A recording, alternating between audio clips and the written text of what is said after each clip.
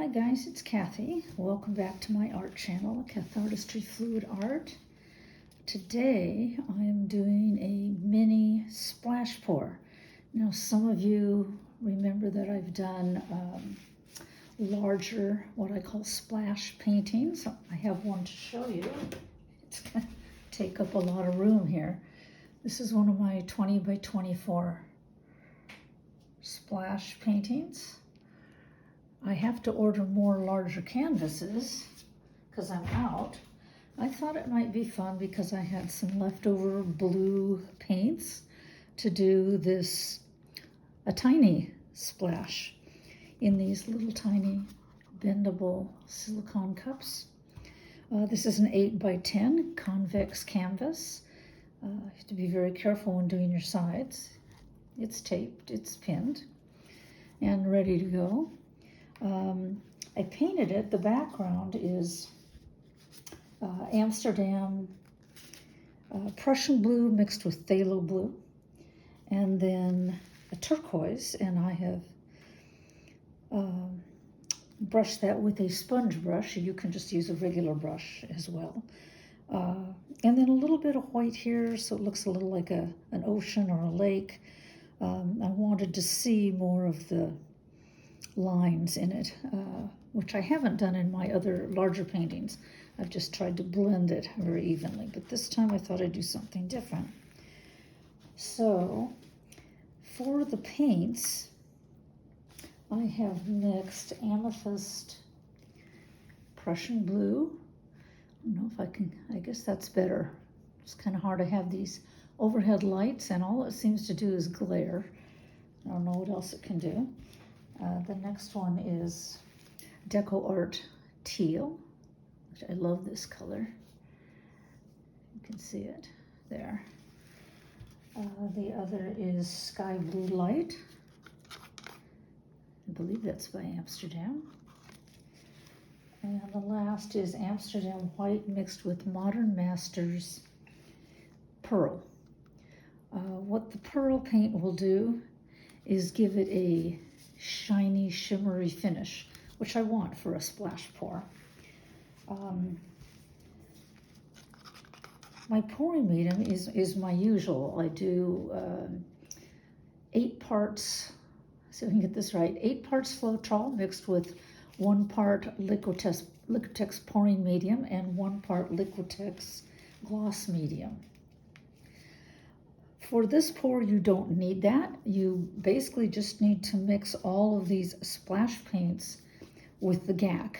What the GAC will do is it will thin the paint for you, and I want this to be a thinner consistency, but I don't want it watery where it might craze. I want that paint to hold together.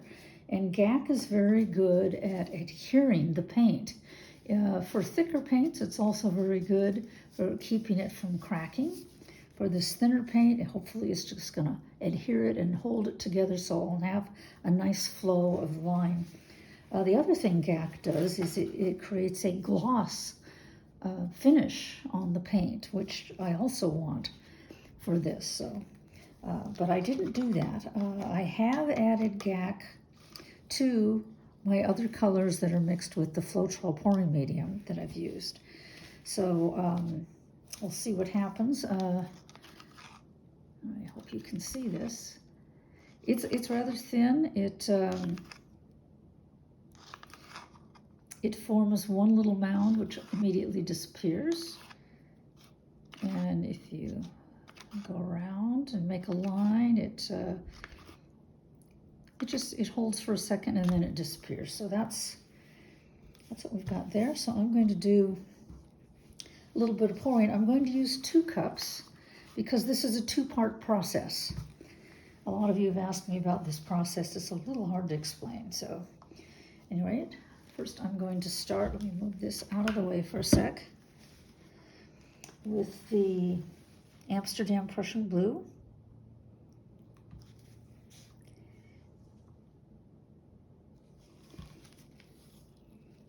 The teal.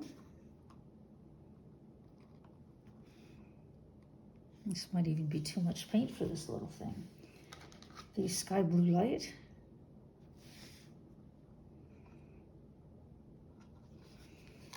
And the Amsterdam white with the Modern Masters pearl. And I am going to add this again.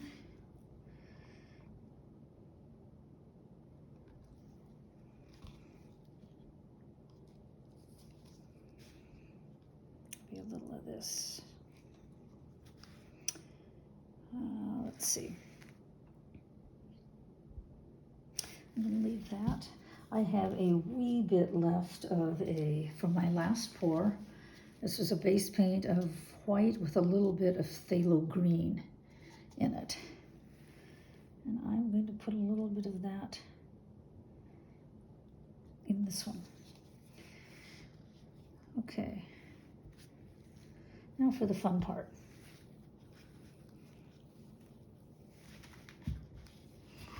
Let's see, I guess I will start with this one. I'm going to use my little pinky blow dryer here. In my larger paintings, I've used a larger blow dryer. You really need that to push the paint. And I think maybe I'll take this off.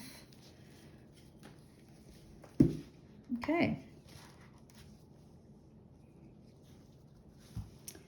So the plan, a lot of times the paint, I want it to slip a little into here instead of getting all over. I don't know if this is going to catch the paint enough and work, but we'll give it a shot. I'm going to put this on high, but on low heat or no heat. You don't want to have it on high heat because it's going to dry your paint, and you want it to flow. You don't want it to dry. So I put it on. There we go.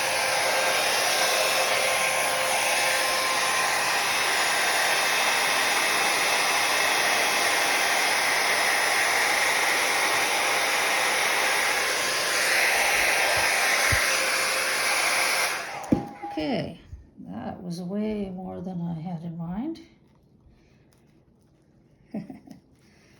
I'm going to scrape some of that off. I can find my wedge here somewhere. There it is.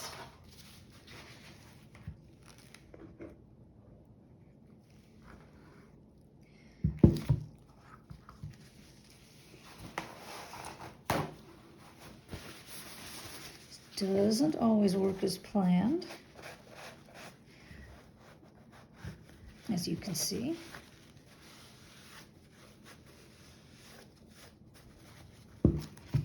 But no harm done.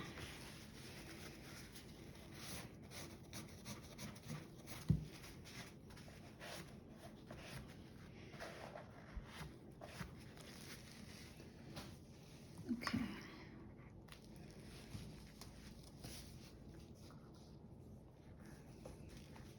I think, I'm not sure here now.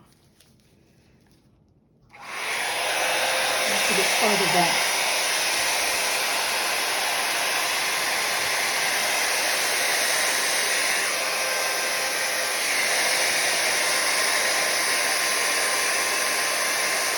There we go.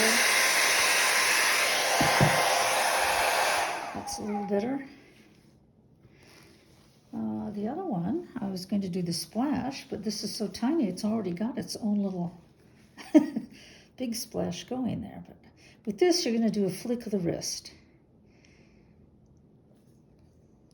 It's a little too much, I guess, for this little painting. And that's okay, too. You're going to use the wedge.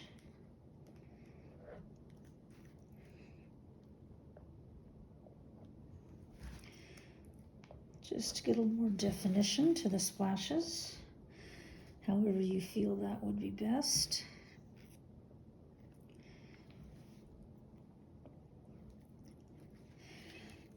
It's very precarious doing this technique because it's going to go wherever it's going to go, and you just have to go with it and make the best of it as you can.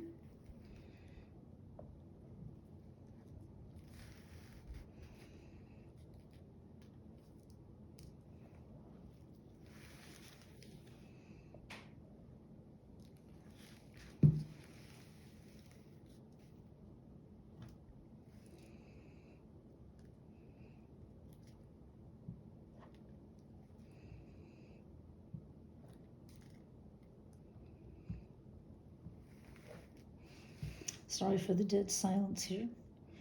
Maybe I should add music to this if I ever figure out how to do that. I think that's pretty good. What do you think? The other thing you can do that I have done is you get a toothbrush with a little bit of paint and flick it on there, which I'm going to do.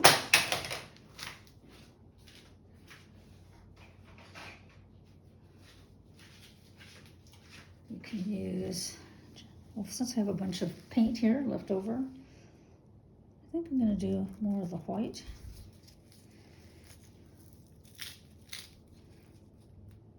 And that. It's not doing very much, is it?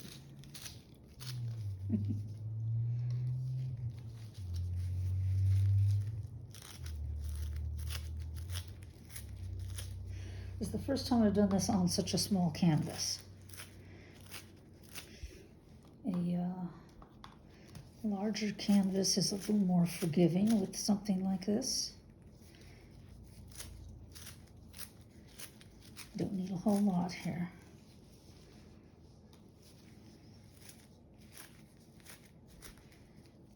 Okay. I think that'll do it. And since I remixed some of these paints a little earlier to add a little bit more gack to it for the effect I wanted,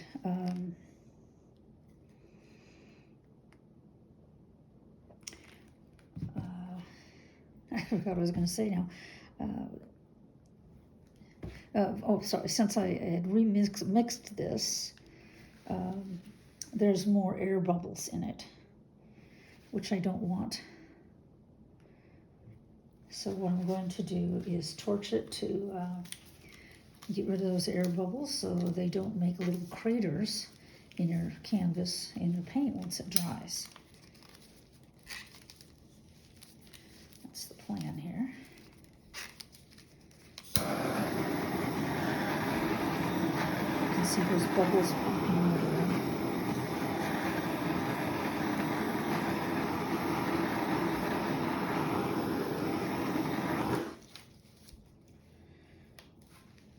Okay.